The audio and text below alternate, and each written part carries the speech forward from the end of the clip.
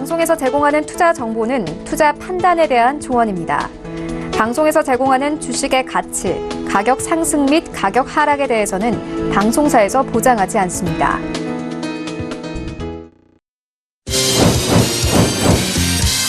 네, 오늘 주요 헤드라인 소식입니다. 우리나라의 올해 3분기 경제 성장률이 0.6%로 집계됐습니다. 지난 2분기에 이어 2분기 연속 0% 중반대의 성장률을 기록한 것으로 외환위기 이후 20년 만에 최저치를 기록한 건설 투자를 비롯해 내수 부진이 영향을 미친 것으로 나타났습니다. 공정거래위원회가 편의점의 신규 출점 거리를 제한하는 자율규약안을 승인했습니다. 이에 따라 최소 50m에서 100m 내에 새 편의점을 낼 수 없게 된 가운데 심야 시간대 영업 강요 금지와 경영 악화로 인한 폐점 시 위약금을 감경 또는 면제해주는 개선 방안도 함께 이행할 방침입니다. 삼성전자가 오늘 2020년까지였던 올림픽 공식 후원 계약을 8년 더 연장하기로 했습니다. 이번 후원 계약 연장으로 삼성전자는 오는 2028년 LA 하계올림픽까지 무선과 컴퓨팅 분야 공식 후원사로 참가하게 됐습니다.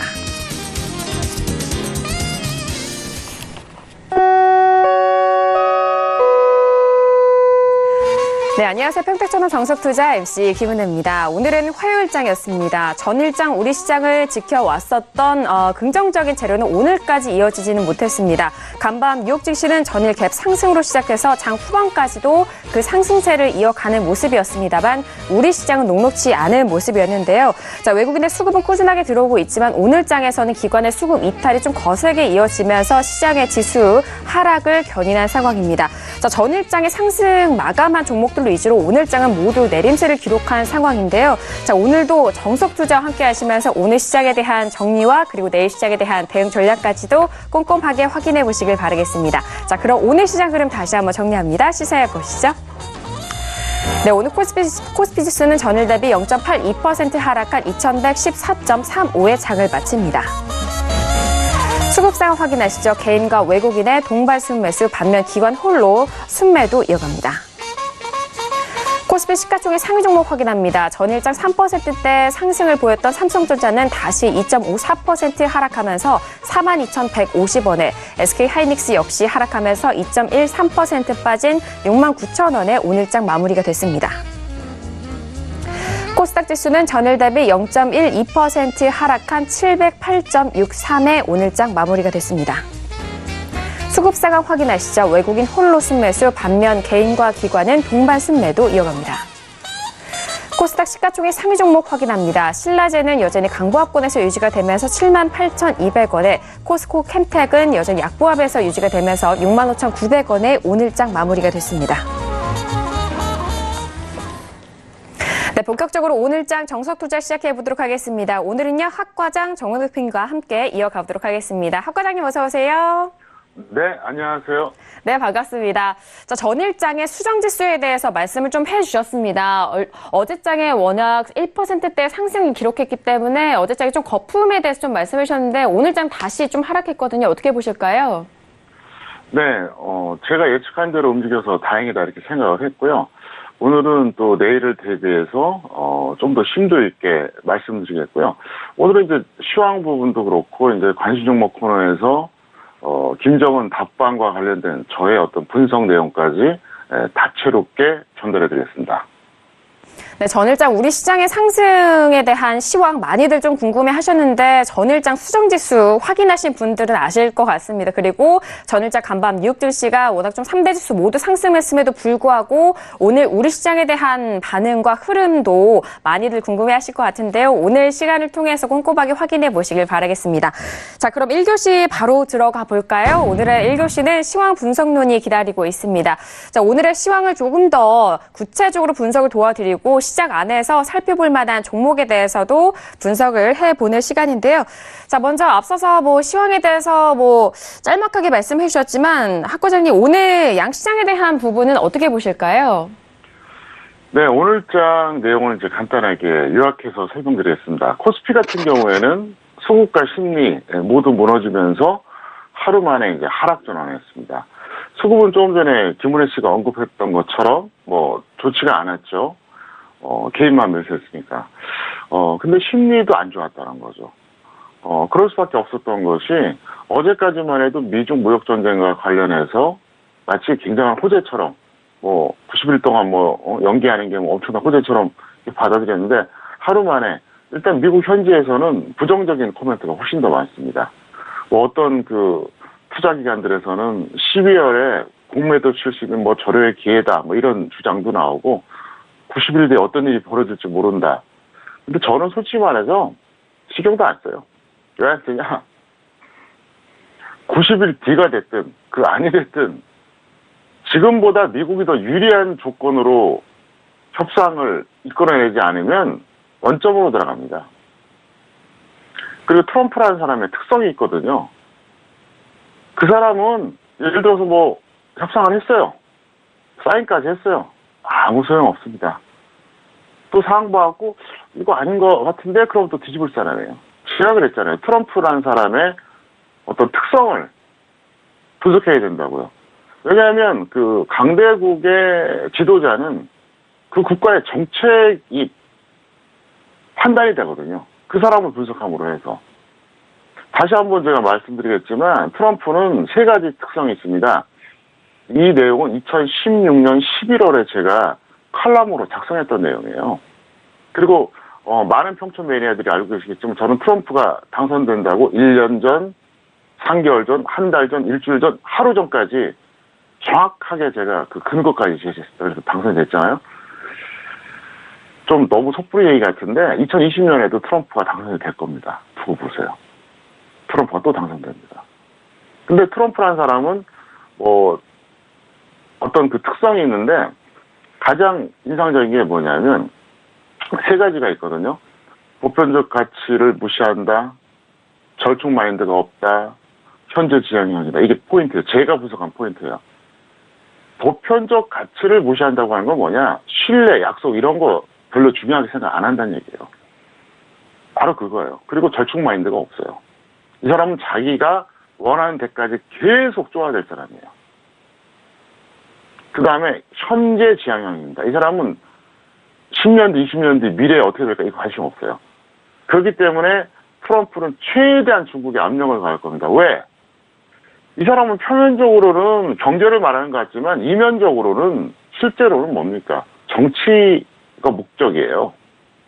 그러니까 명분은 경제인데 실리는 바로 정치입니다. 자기 지지율이에요. 2020년 재산입니다. 그래서 이거 절대로 쉽게 안 풀린다. 이걸 좀 말씀드리겠고요. 코스닥 같은 경우에는 오늘 상승 출발했습니다. 코스피는 오늘 하루 종일 마이너스권이었는데 그래도 상승 출발했는데 오후 1시 이후에 코스피와 연동이 되면서 이제 하락이 됐다. 이렇게 말씀드리겠고요. 포인트가 될 만한 건 이제 지금부터 설명합니다. 제가 바로 어제 그렇게 얘기했었죠. 코스피는 10에서 15포인트 거품이다. 비정상 반등의 임계점이다. 이렇게 얘기했어요. 이걸 좀 자세하게 설명드리겠습니다. 자, 제가 10에서 15포인트 거품이라고 했으면 중간값이 얼마죠? 12.5가 되는 거죠. 그러니까 최소치가 10, 최대치가 15니까 그럼 중간값이 12.5가 되는 거잖아요. 자, 오늘 코스피 지수가 몇 포인트 빠졌죠? 마이너스 17.58 빠졌습니다. 17.58. 그러면 12.5에서 17.5 대입하면 어떻게 되느냐? 몇 포인트 차이가 나죠? 5포인트 차이가 나죠? 그러니까 오늘 코스피가 마이너스 17.58 빠졌다고 생각하면 안 되고요. 마이너스 5.58 빠졌다고 생각하면 맞는 거예요. 이게 바로 여러분들과 많은 전문가들이 저하고 다른 점입니다. 저는 이렇게 분석해요. 표면만 갖고 분석하잖아요. 그러면 영원한 하수예요. 영원한 초보자예요. 이면을 보고 뭔가 응용을 하고 수정할 줄 알아야 되거든요. 예를 들어서 또 이것도 강의가 되겠네요. 똑같이 예를 들어서 지수가 10포인트가 올라갔어요. 저는 질을 따져요. 외국인만 매수했냐? 기관만 매수했냐? 외국인 기관 같이 매수했냐? 프로그램만 매수했냐? 완전히 해석이 달라요. 그래서 제가 차트만 보는 사람들이 좀 미안한 얘기지만 초보자 하수라 그러는 거예요. 차트로는 무조건 10포인트가 올라가면 10포인트 올라갔다 이렇게 등락으로 그냥 그것만 확인해요. 떨어지면 또 떨어졌다. 근데 내용이 다르다는 거예요. 가장 좋은 것은 외국인 플러스 기간. 그 다음은 외국인 혼자. 그 다음은 기간 혼자. 오늘 또 너무 많이 가르쳐 주네요, 제가 또. 그 다음이 프로그램이에요. 프로그램 매스로라는 게 질이 제일 떨어지는 거예요. 외국인도 뭘 따지느냐? 진짜와 가짜를 따져요. 전 진짜 가짜를 구분합니다. 이것도 20년을 투자해도 모르는 사람들이 거의 다예요. 저한테 주식을 배운 사람들은 외국인이 매수가 들어와도 이게 진짜냐 가짜냐를 고민해요. 근데 대다수가 어떻습니까? 표면적으로 외국인 매수 딱 찍혀 있으면 외국인이네 이래요. 아니에요. 제가 늘 얘기하죠. 돈이 움직이는 바닥은 절대로 정직하지 않다고요. 부동산도 그렇잖아요. 주식도 마찬가지입니다. 그래서 어쨌든 제가 왜 이 얘기를 하느냐, 시장을 표면만 보지 말고 이면도 보고 수정해서 볼 줄 아는 그런 마인드가 필요하다는 거예요. 그래서 오늘 제가 하고 싶은 얘기의 결론이 뭐냐, 마이너스 17.58 빠진 게 아니라 마이너스 5.58 빠진 거다. 이걸 얘기하고 싶은 거예요. 대략 한 마이너스 5죠. 제가 계산 잘못했네요. 17.58이니까 마이너스 12.5 하면 대충 한 5포인트. 예, 제가 실수했습니다. 대략 한 5포인트 빠진 거예요. 그래서 그거를 제가 얘기하겠습니다. 그러면 내일 같은 경우 어떻게 우리가 적용이 되죠? 내일. 예를 들어서 내일 5포인트가 올라가면 이제 정상이 된 거예요. 아시겠어요? 5포인트가 반등이 더 나오면. 네, 5포인트가. 그렇게 해석을 하셔야 돼요. 딱 그럼 비로소 정상이 되는 거예요. 그러니까 저는 그런 식으로 보기 때문에 제가 항상 이걸 예측할 수 있는 겁니다. 그리고 이제 왜 제가 어제 그렇게 강력하게 얘기했냐. 어제 그런 얘기도 했잖아요, 제가. 다수에게 조언할 때는 어쩔 수가 없지만, 내가 아는 한두 명한테 조언한다면 그냥 확 그냥 배팅 할 만하다. 왜 그랬냐? 저는 오늘 하락할 가능성을 80% 정도로 봤어요.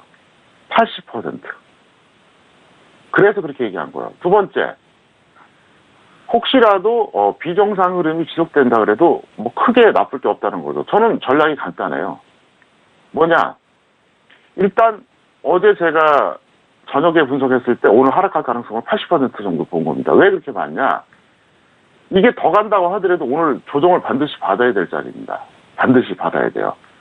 아니면 어제를 고점으로 계속 내려갈 수도 있죠. 그러니까 조정을 받으나 계속 내려가나 일단 내려갈 확률이 높다는 거죠. 약 80%. 그러니까 제가 어제 강력하게 배팅하라 그런 거예요. 그 다음에 혹시라도 비정상 흐름이 지속이 돼가지고 올라간다. 그러면 단기적으로는 좀 피곤하겠죠. 근데 점점 비정상 흐름이 올라갈수록 어떻습니까? 지속이 될수록 고점이 높아지잖아요. 근데 말 그대로 비정상은 항상 유지되는 게 아니죠. 정상이 일반적인 거고 비정상이 특수한 거잖아요. 그래서 저는 뭐 손해볼 게 없다고 생각했어요. 꽃놀이패라고 생각했어요. 내려가면 내려가니까 좋고 올라가도 까짓 거 좀 고생 좀 하더라도 자꾸 단가가 높아지고 한 하루 이틀 고생하고 한두 달 편안하게 끌고 가면 되잖아요. 하방 포지션을. 그래서 얘기한 거예요. 자, 그러면 제가 차트로 한번 설명을 드리겠습니다. 보세요.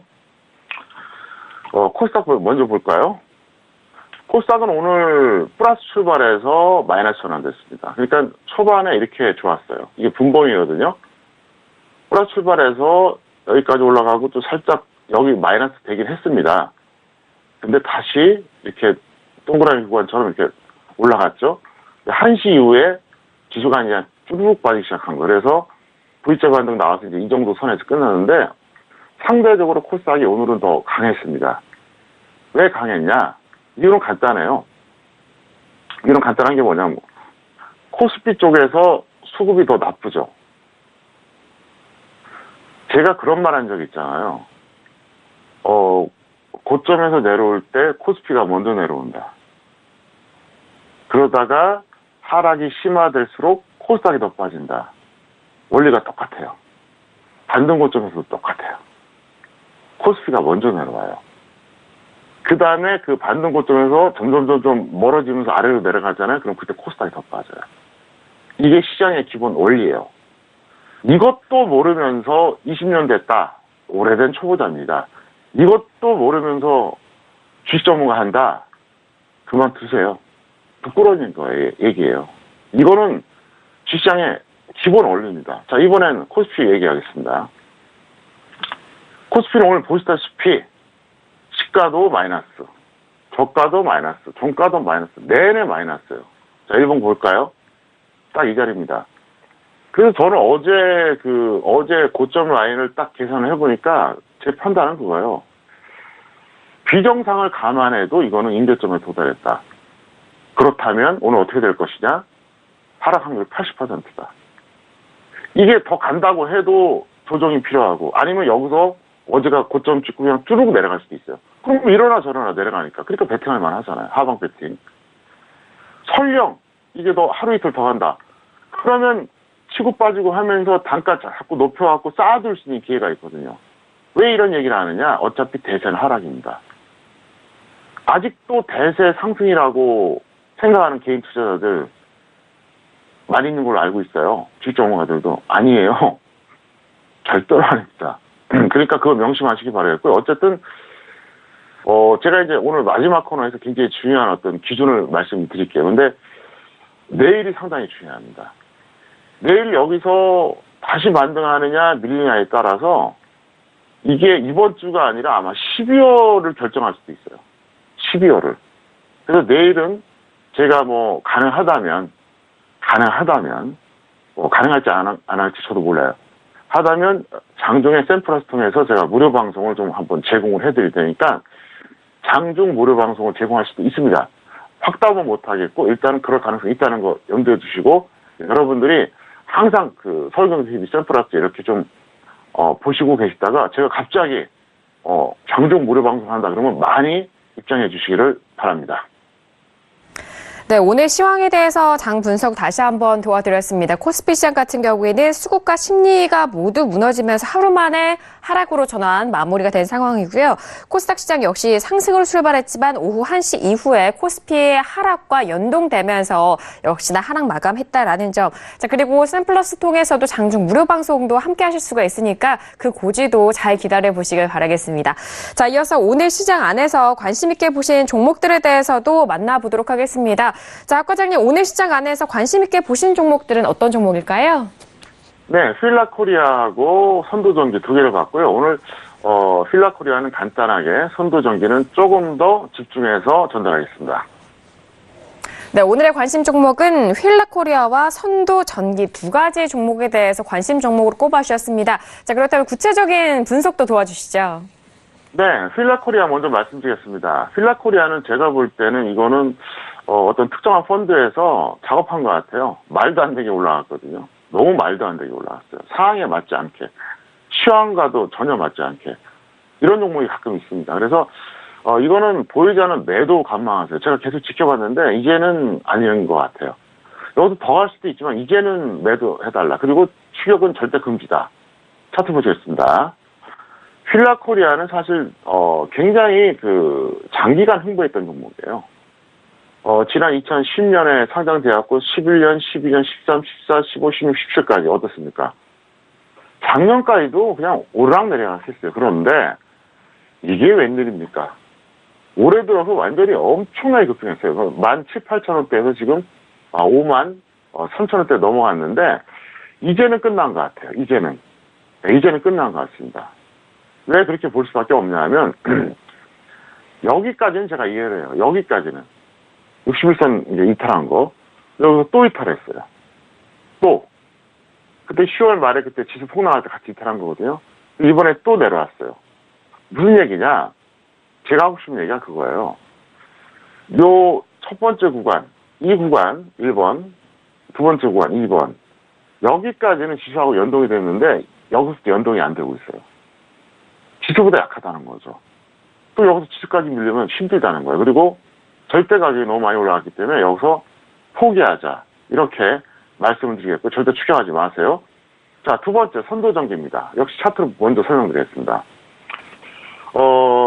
이거는 보유자는 즉시 매도하시고요. 미보유자는 신규 매수는 반대합니다. 만약에 선두전기에 대해서 한 이쯤에서 매수하는 것까지는 제가 이해를 해요. 왜냐하면 이제 10월 하순에 지수가 급락하면서 덩달아 다 빠졌잖아요. 그래서 약간 높게 매수하는 거 이것까지는 뭐 제가 뭐라고 안 합니다. 하지만 지금은 안 해요. 자, 그러면 왜 아닌지 그걸 먼저 설명드리겠습니다. 선도전기 같은 경우는 이제 남북 경협주입니다. 정확하게 말하면 이제 그 전기 관련주인데, 최근에 이제 남북 경협주들이 이제 올라간 이유가 뭐냐면, 김정은 답방 가능성, 이것 때문에 올라간 건데, 결론적으로부터 말씀드리겠습니다. 불가능은 아니지만, 매우 희박합니다. 김정은이 한국을 답방하기 위해서는 필요 충분 조건이 있어야 되는데 그게 충족하기가 너무너무 힘들어요. 필요 조건은 뭐냐? 미국한테 선물 받아야 돼요. 지금 북한이 엄청나게 제재받고 있잖아요. 그럼 북한도 그래요. 솔직히 지금 미국이 다 제재를 풀 거라는 생각은 안 해요. 하지만 뭔가 확실한 어떤 선물을 받아야지 자기도 명분도 생기고 나름대로 모험을 감수할 수 있어요. 그래서 이게 필요 조건입니다. 일단 필요 조건이 성립되기가 어려워요. 미국이 지금 선물 줄 이유가 없거든요. 두 번째, 미국이 선물 준다고 칩시다. 신변 보장을 받아야 돼요. 신변 보장. 그게 바로 충분 조건이거든요. 더 어려워요. 그러니까 이거는 필요 충분 조건을 따졌을 때 그럼 미국한테 선물도 받고 자기 신변 보장도 받고 이게 가능하겠냐는 거예요. 쉽지 않아요. 그래서 매우 희박하다는 얘기죠. 김정은의 아버지 김정일은 중국 방문할 때 한 번도 비행기를 탄 적이 없어요. 항상 열차였습니다. 김정은이 지난 싱가포르 북미 정상회담 했을 때, 미북 정상회담이네. 죄송합니다. 제가 표현을 잘못했네요. 미북 정상회담이죠. 갔을 때 어떻게 했습니까? 북한에서 비행기 떠가지고 중국 전투기들이 호위하면서 갔어요. 왜? 신변 불안하거든요. 올해 1월, 2월만 해도 제한적으로 북한 폭격하고 김정은 암살 시도하려고 했던 게 트럼프였단 말이에요.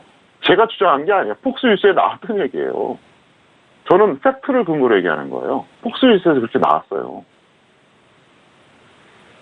근데 믿을 수가 있습니까? 못 믿어요. 자, 그리고 지금 미국도 지금 엄청난 딜레마에 빠져 있어요. 어떤 딜레마냐?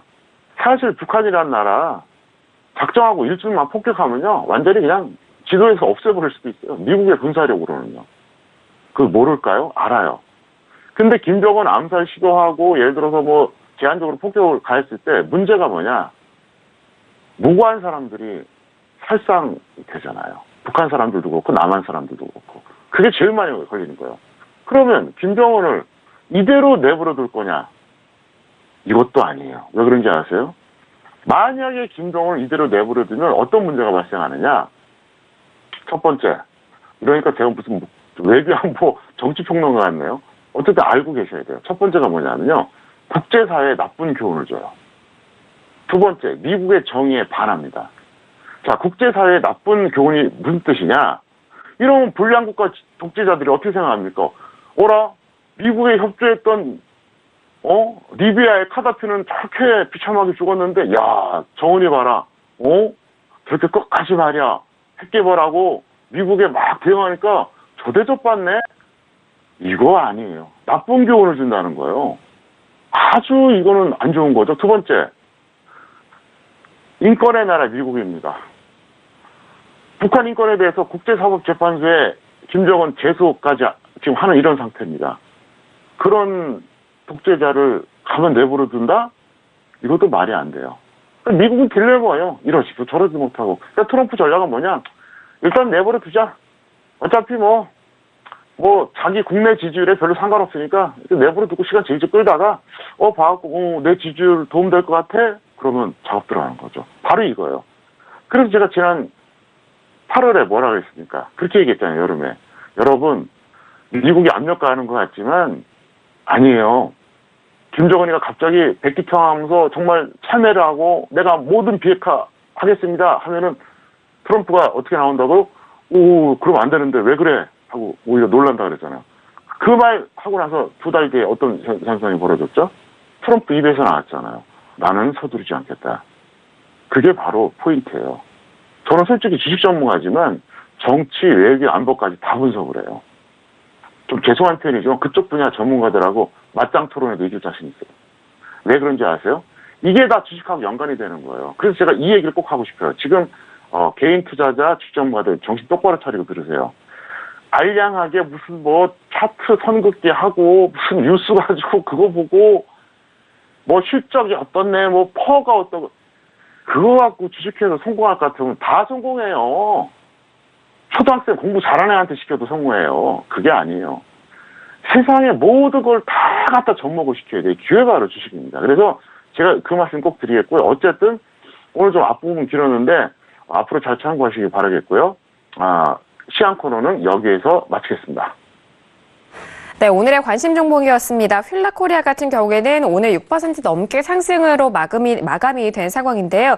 현재 보유자는 매도 후에 관망이고 또 미보유자는 현재 부근에서 추격을 금지한다, 지양하셔라라는 말씀까지 정리를 했습니다. 그리고 선도전기에 대해서는 최근에 좀 이슈가 되고 있는 남북 경협주들 관련돼서 그리고 이슈에 관련돼서 관심 있으신 분들을 위해서 더욱더 구체적으로 좀 풀어드렸는데 선도전기 오늘 9% 넘게 상승을 했습니다. 보유자는 즉시 매도에 대한 의견과 미보유자는 신규 매수에 대해서는 반대하신다라는 의견까지 꼼꼼하게 참고해 보시길 바라겠습니다. 자, 이렇게 오늘의 1교시였습니다. 시황 분석론을 통해서 오늘의 관심 종목까지 2가지 종목 정리를 도와드렸습니다. 네, 2교시로 바로 넘어가 볼까요? 오늘의 2교시는 종목의 역사 시간입니다. 자, 월요일과 화요일 2교시를 많은 분들이 좀 활용을 하신다면 교육적으로도 정말 도움이 많이 되시는 코너거든요. 자, 오늘은 종목의 역사 시간을 통해서 한 종목에 대한 역사, 복귀와 함께 이 흐름까지 가져가실 수 있는 시간입니다. 오늘은 어떤 종목을 기준으로 좀 배워볼지 궁금한데요. 자, 과장님, 오늘은 어떤 종목에 대해서 배워볼까요? 네, 오늘은 그 제목이 코스닥의 진정한 가치주, 파라다이스입니다. 왜 이걸 했는지에 대해 설명을 좀 드리겠습니다. 연역을 말씀드린다 그러면 1972년에 설립이 됐고요. 2002년에 상장이 됐습니다. 주요한 사업이 뭐냐? 카지노가 압도적입니다. 그리고 이제 호텔 관련 사업을 하고요. 그리고 이제 기타 등등. 기타 등등은 뭐 여러 가지가 있겠죠. 대표적인 게 아산에 그 도고 온천이 있거든요.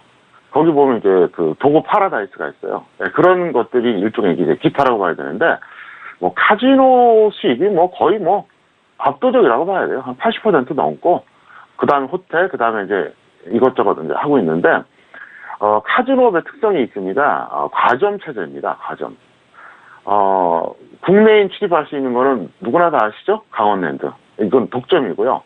외국인 출입이 가능한 카지노는 이제 과점 체제. 그러니까 여기저기 이렇게 하고 있는 건데, 일단 사업 특성이 과점 체제이기 때문에, 갑자기 뭐 정부에서 허가를 막 남발하지 않는 한 꾸준하게 간다는 거죠. 꾸준하게.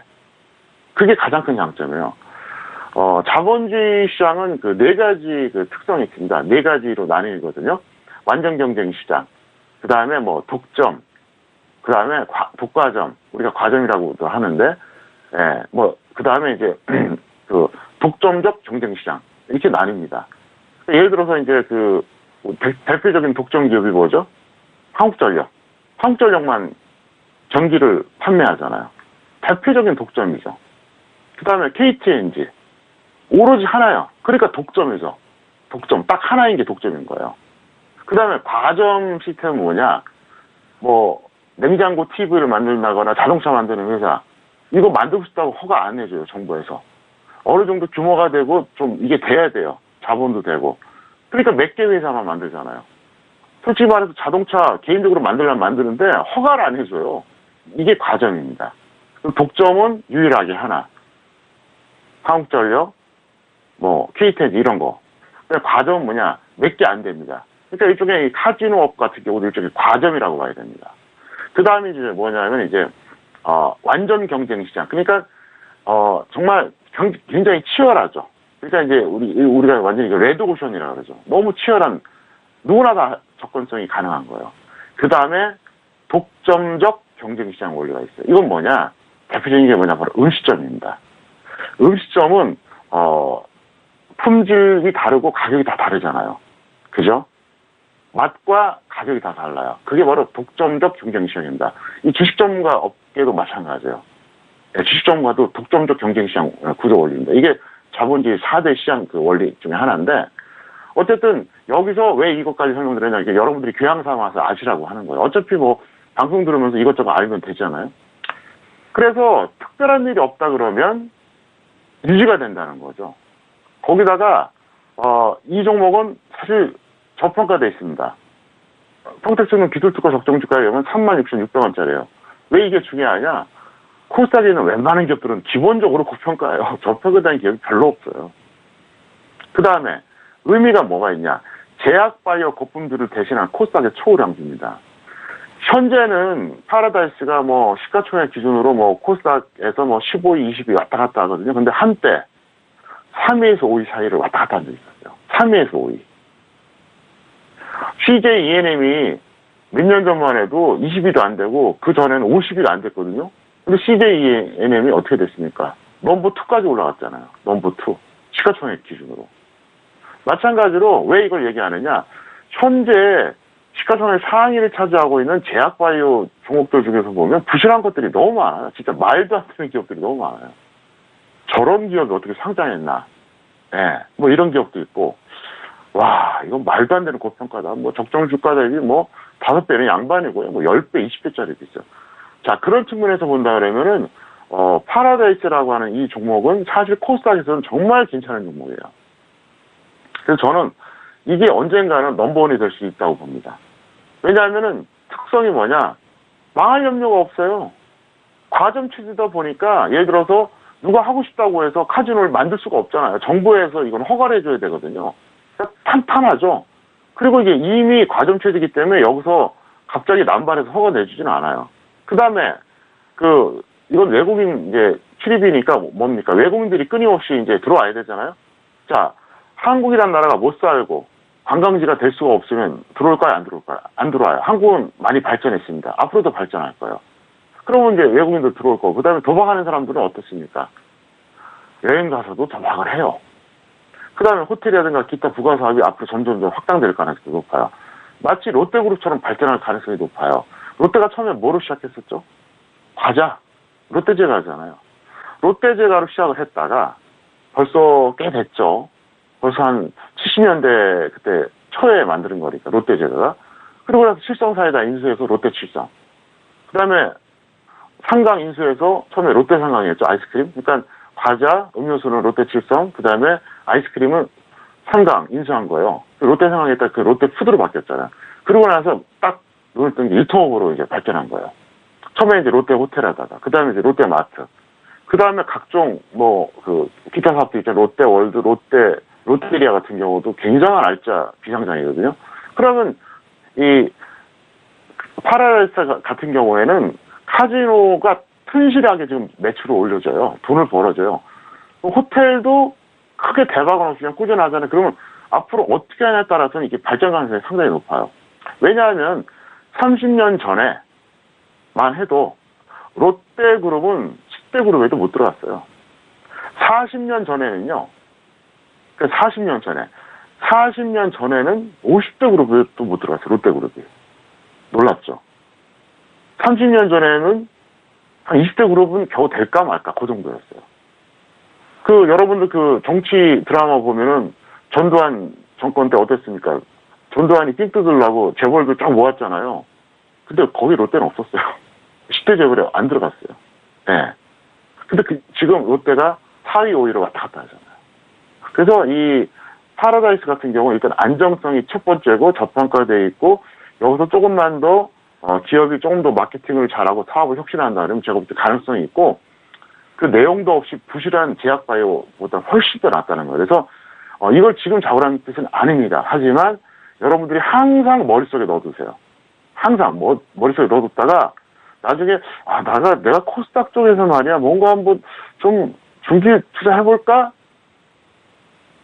이럴 때는 파라다이스 반드시 여러분들이 포트에 편입을 하시기 바랍니다. 단 평택촌룸의 시장을 꼭 참고하셔야 됩니다. 멋대로 하시면 큰일 날 수가 있으니까 일단 오늘은 여기까지만 전달하겠습니다. 네, 오늘은 코스닥이 진정한 가치주 파라다이스에 대해서 좀 풀어주시면서 다양한 내용들 이 안에 또 팁까지 얹어주셨습니다. 파라다이스 같은 경우에는 뭐 종목 상담이나 관심 종목 안에서도 살펴보실 때 종종 좀 팁을 주셨던 종목이기도 한데요.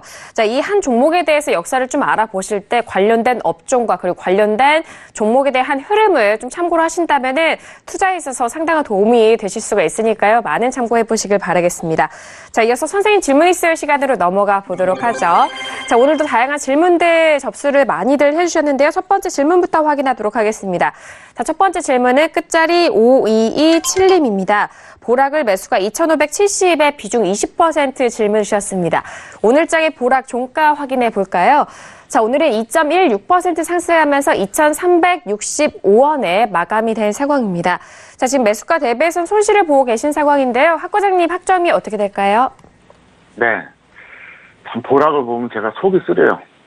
작년 가을에 1,100원에 추천해갖고 10% 먹고 던졌는데 무려 300%가 갔어요. 그래서 안타까운데 이제 완전히 꺾였다고 볼 수 있겠고요. 일단 이분은 D예요. 왜 D냐? 과정상 비합리적인 매수 가격으로 판단되기 때문에 그렇습니다.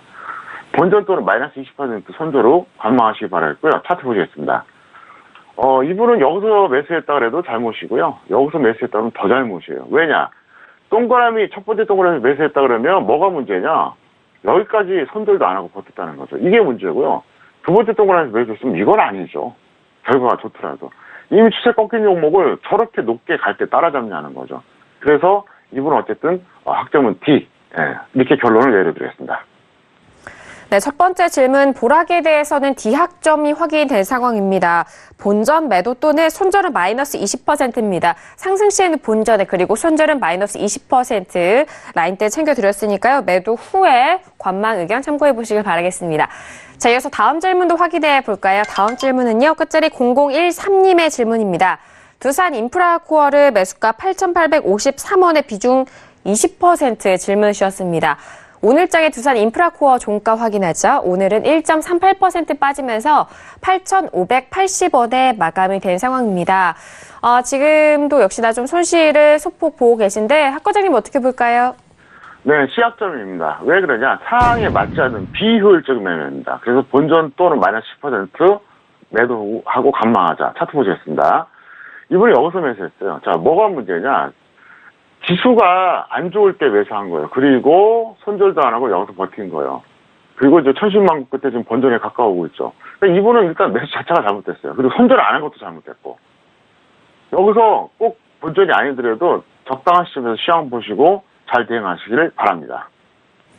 네, 두산 인프라코어는 C약점으로 확인된 상황입니다. 역시나 상승 시 본전 매도 또는 손절은 마이너스 10% 매도 후에 관망에 대한 의견 참고해 보시길 바라겠습니다.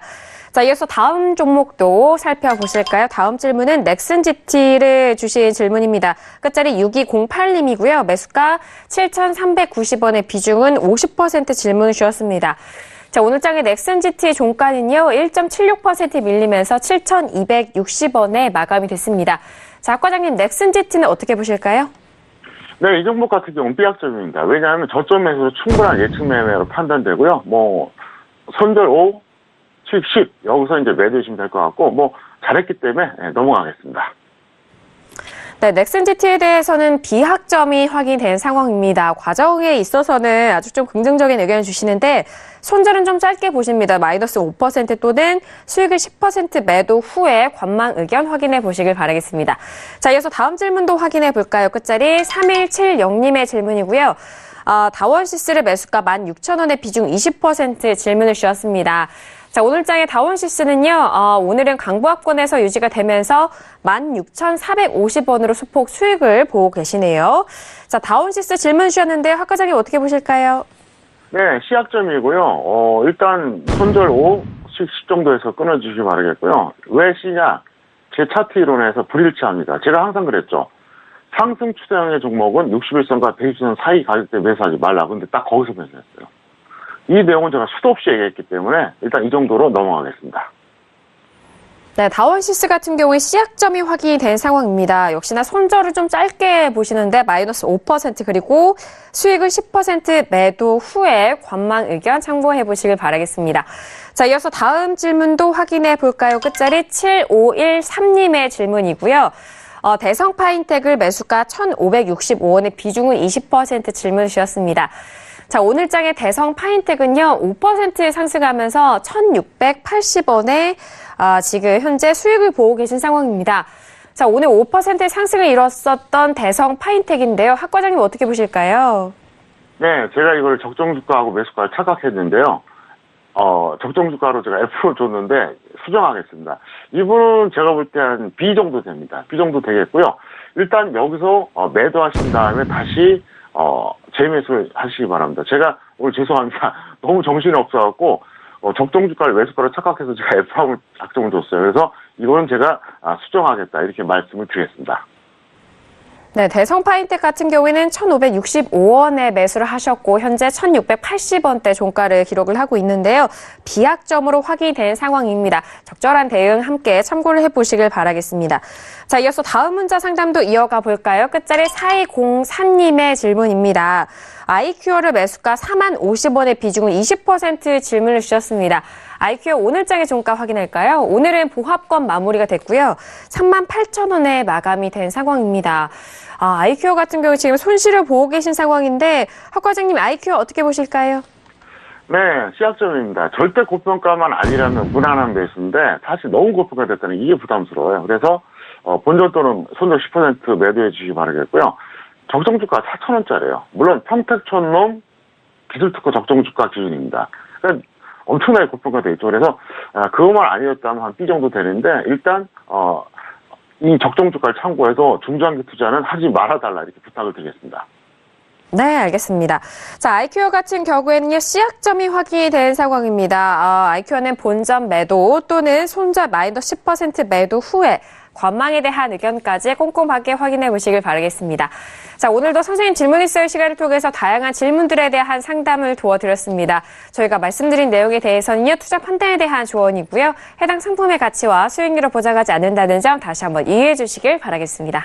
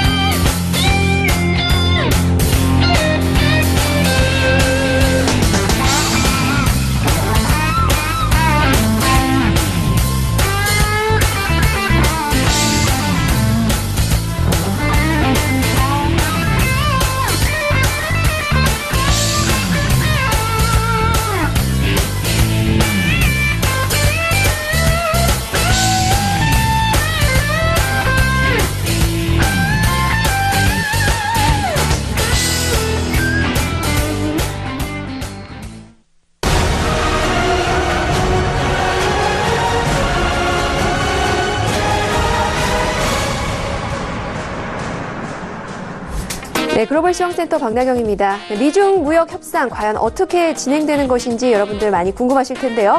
기사 보면서 말씀드리도록 하겠습니다. 네, 월스트리트저널입니다. Trump names Lighthizer to run U.S.-China negotiations. 네, 미국과 중국의 협상에 있어서 로버트 라이트하이저 대표를 협상단의 리더로 임명을 했다라는 소식입니다. 이렇게 알려지면서요, 나바로 국장 그리고 윌버러스 상무장관과 함께 대중 강경 정책을 주도하는 보호무역 3인방으로 꼽히는 이 라이트하이저 무역대표부 대표가 이제 전면에 나설 예정입니다. 네, 사실 미국 측의 협상단을 이끌었던 자유무역론자 스티븐 무누신 재무장관 대신에 지금 이렇게 라이트하이저 대표가 전면에 나선 것은 중국에 대해서 압박을 크게 더 가할 것이다라는 신호로 풀이될 수 있다라고 외신 쪽에서는 이야기하고 있습니다. 네, 역시 중국 측도 놀랐다라는 이야기 들려오고 있는데요. 네, 미국 측은 벌써부터 중국에게 이 합의한 내용들을 빠른 속도로 이행해야 한다고 압박을 가하고 있습니다. 레리 코돌로 국가경제위원회 위원장은요, 이 폭스 비즈니스와의 인터뷰에서 미중 무역 협상을 빨리 진행해야 한다. 즉각적으로 중국 측의 분명한 변화를 봐야 한다라고 언급을 했습니다. 네, 한편 이제 시기에도 지금 문제가 많이 발생을 하고 있습니다. 네, 트럼프 대통령과 지금 시진핑과의 이런 회담 속에서 백악관 측과 또 레리 코돌로의 발언이 좀 엇갈리면서 이 시기에 대한 이야기도 지금 나오고 있는데요. 레리 코돌로 위원장은요, 이 휴전 기간이 내년 1월 1일부터 시작이 된다라고 말을 했지만 백악관은요, 이번 달이죠, 12월 1일 이미 시작됐다고 정정을 했습니다. 네, 이렇게 얼마나 모호한 관계인 건지 그리고 얼마나 지금 합의가 불분명한 것인지를 보여주는 것이 바로 이 부분이다라고 외신 쪽에서 좀 우려를 나타내고 있습니다. 네, 아직까지는 좀 불협화음이 이어지고 있고요. 체계가 잡히지 않은 듯한 모습이다라는 이야기 들려오고 있는데요. 향후 어떤 식으로 또 전개가 될지 불안하지만 좀 더 지켜봐야 할 것 같다라는 이야기 들려오고 있습니다. 네, 그리고 이어서 다음 소식입니다. 중국 증시 마감 상황인데요. China stocks lose steam as worries over trade economy resurface라고 보실 수 있습니다.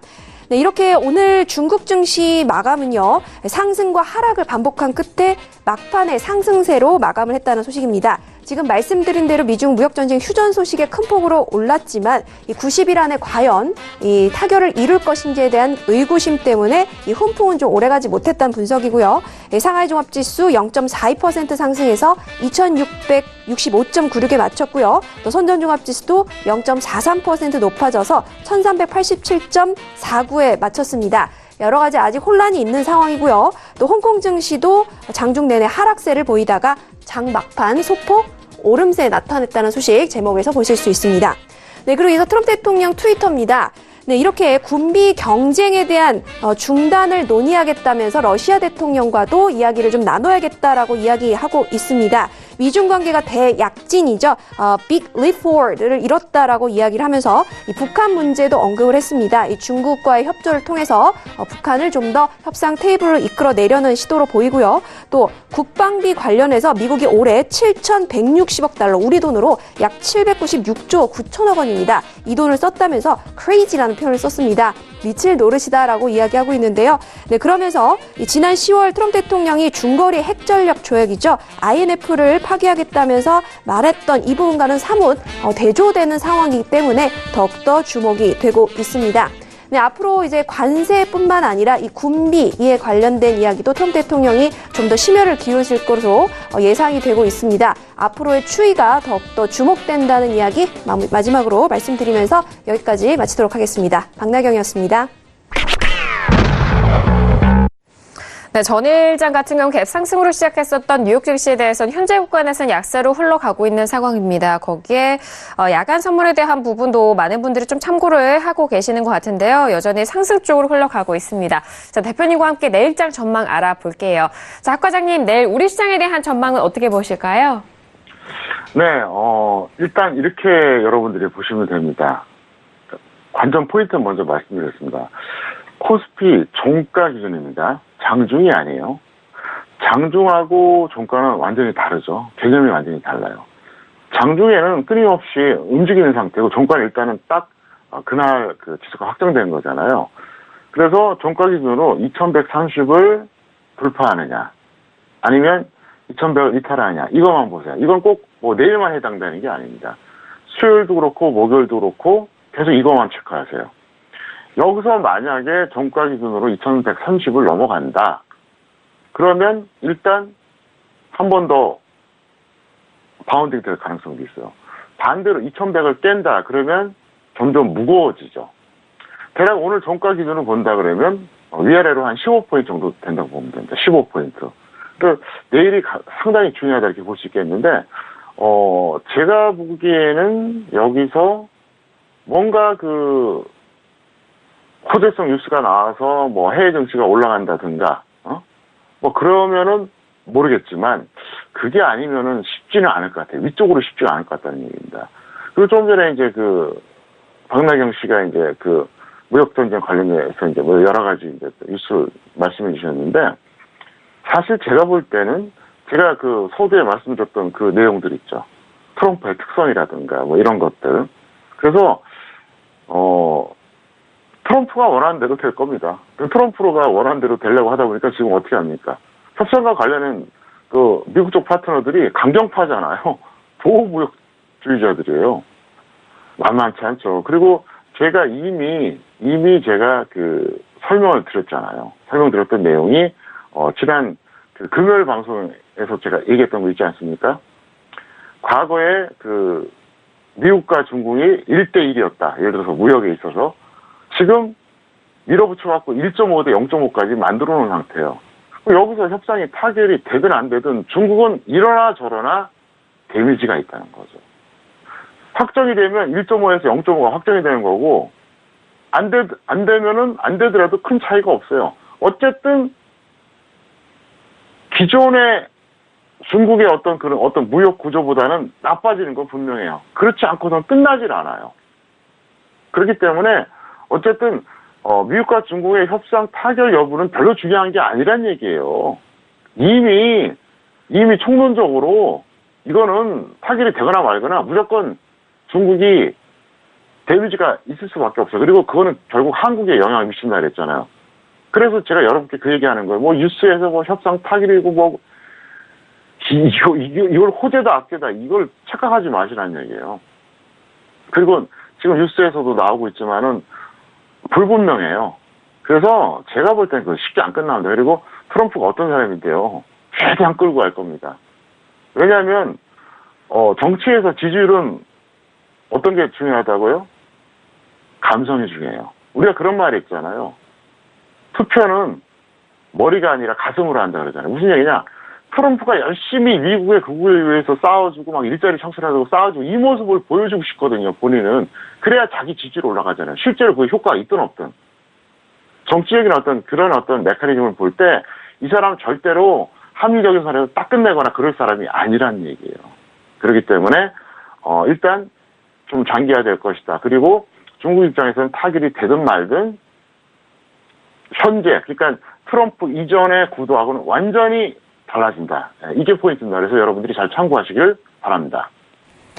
네, 전반적인 정치적인 부분과 메커니즘에 대해서도 말씀을 도와드렸습니다. 자, 오늘도 다양한 소식들 여러분들과 함께했습니다. 말씀드린 내용에 대해서는요, 투자 판단에 대한 조언이고요. 해당 상품의 가치와 수익률을 보장하지 않는다는 점 유의해 주시길 바라겠습니다.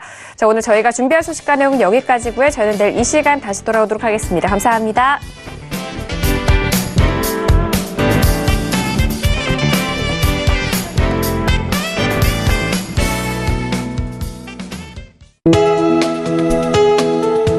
방송에서 제공하는 투자 정보는 투자 판단에 대한 조언입니다. 방송에서 제공하는 주식의 가치, 가격 상승 및 가격 하락에 대해서는 방송사에서 보장하지 않습니다.